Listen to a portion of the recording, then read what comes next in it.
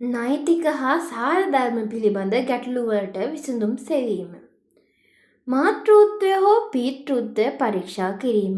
අපරාධ පරීක්ෂා කිරීම ආගමන විගමන ගැටලු විසඳීම වැනි නීතිමය කාරණාවලදීද ජීව විද්‍යාත්මක සංකල්ප පිළිබඳ දැනුම හා භාවිත වැදගත් වේ. DNA ඇඟිලි සලකුණු තාක්ෂණය මෙහි සමහර අවස්ථාවලදී භාවිත කෙරේ. ජෛව ලෝකයේ ස්වභාවය සහ සංවිධාන රටා ජීවීන් අතර තරම, හැඩය, ආකාරය හා වාසස්ථානව නිර්ණායක අණුව විවිධත්වයක් පවතී. තරම බැක්ටීරියා 1 මයික්‍රෝමීටර් සහ 5 මයික්‍රෝමීටර් සිට යෝධ රෙඩ්වුඩ් ශාකයේ උස මීටර් 100ක් පමණ. හැඩය ජීවීන් හැඩය අණුව විවිධාකාර වේ.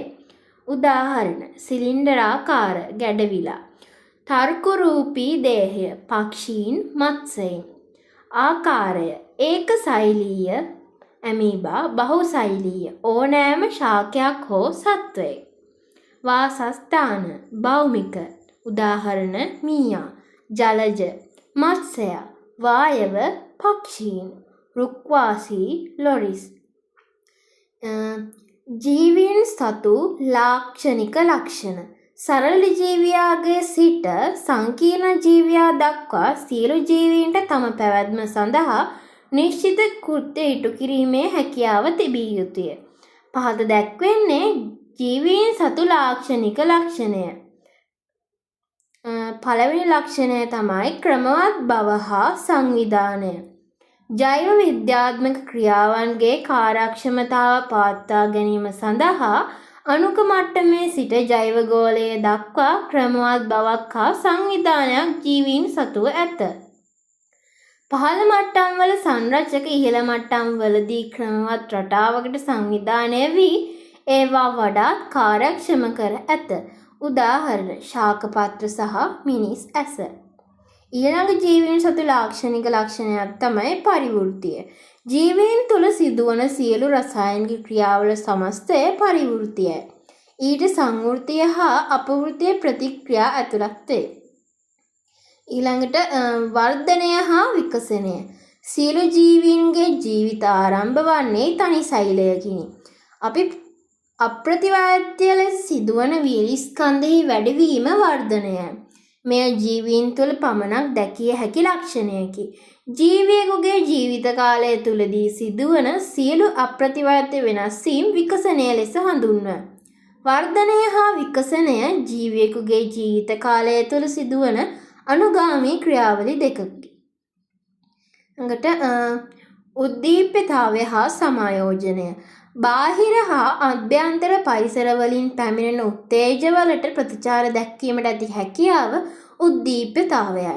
උද්දීප්‍යතාවය හා සමායෝජනයේ ප්‍රතිඵලයක් ලෙස ජීවීන්ගේ චලන සිදුවේ. සතුන්ගේ මේ ක්‍රියාව පේශී, ස්නායු, අන්තරාසර්ග හා අස්ථි පද්ධතිවල සමායෝජනයෙන් සිදුවේ.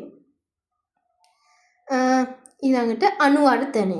ජීවියෙකු ජීවත් වන සුවිශේෂ පරිසරයට අනුකූලව එම ජීවියාගේ පැවැත්ම හා ප්‍රජනනයට අනුබල දෙන ව්‍යුහමය කාය කර්මීය හා චර්යාමය වෙනස් වීමය. උදාහරණ ශුෂ්ක ශාකවල ගිලුණු පූටිකා, කඩොලාන ශාකවල ජලාබුජ ඵල, ඔටුවාගේ පුළුල්ව විහිදුණු පාද. ප්‍රජනනය විශේෂයක අඛණ්ඩ පැවැත්ම තහවුරු කිරීම සඳහා නව ජනිතයින් බිහි කිරීමේ හැකියාව. ඊළඟට ආවේණීය හා පරිණාමය. ජීවීන්ගේ විශේෂිත කායික විද්‍යාත්මක, රූප විද්‍යාත්මක හා චර්යාත්මක ලක්ෂණ පාලනය කරන ඥාන ඔවුන් සතුව ඇත. එම ඥාන එක් පරම්පරාවක සිට අනෙක් පරම්පරාවට ගමන් කරයි. ප්‍රවේණික ද්‍රව්‍යවල සිදුවන විකරණවලට අනුකූලව කාලයත් සමග ජීවීන්ට වෙනස් වීමට ඇති හැකියාව පරිණාමය. අජීවී ද්‍රව්‍ය බහුතරය ඉහත ලක්ෂණ එකක් හෝ කිහිපයක් පෙන්වන නමුත් සියලු ලක්ෂණ නොපෙන්වයි. උදාහරණ ස්පටික වර්ධනය, තරංග චලනය එහෙත් දෙන ලද ලක්ෂණ සියල්ල එක විට හෝ තම ජීවන චක්‍රයේ කුමන හෝ අවස්ථාවකදී පෙන්වන්නේ ජීවීන් පමණකි. එබැවින් මේ ලක්ෂණ තනි සෛලයක් සහිත ජීවීන්ගේ මෙන්ම ඉහළ සංකීර්ණතාවක් ඇති ජීවීන් වන මිනිසා සහ ඇන්ද පොයිටාවන් සපුෂ්ප ශාක තුලද දැකිය හැකිය. ජෛව සංවිධානයේ ධූරාවලි මට්ටම්. ජීවයේ මූලික ව්‍යුහමය හා කෘත්‍රිම ඒකකය සෛලයයි. ඇතැම් ජීවීන් ඒකසෛලික වන අතර ඇතැම් ජීවීහු බහුසෛලික වේ. වෙනස් කාබනික අණු වලින් සැකසුණු ඉන්ද්‍රිකා කිහිපයකින් සෛලය සමන්විතය. ජෛව සංවිධානයේ ධූරාවලි මට්ටම් එක් මට්ටමට උදාහරණ දක්වමින් යොදා ගොඩනැගිය හැකිය. අණු, ඉන්ද්‍රිකා, සෛල, පටක, ඉන්ද්‍රිය පද්ධති, ජීවීන්, ගහන, ප්‍රජා, පරිසර පද්ධති සහ ජෛව ගෝලය යනු එම මට්ටම් වේ.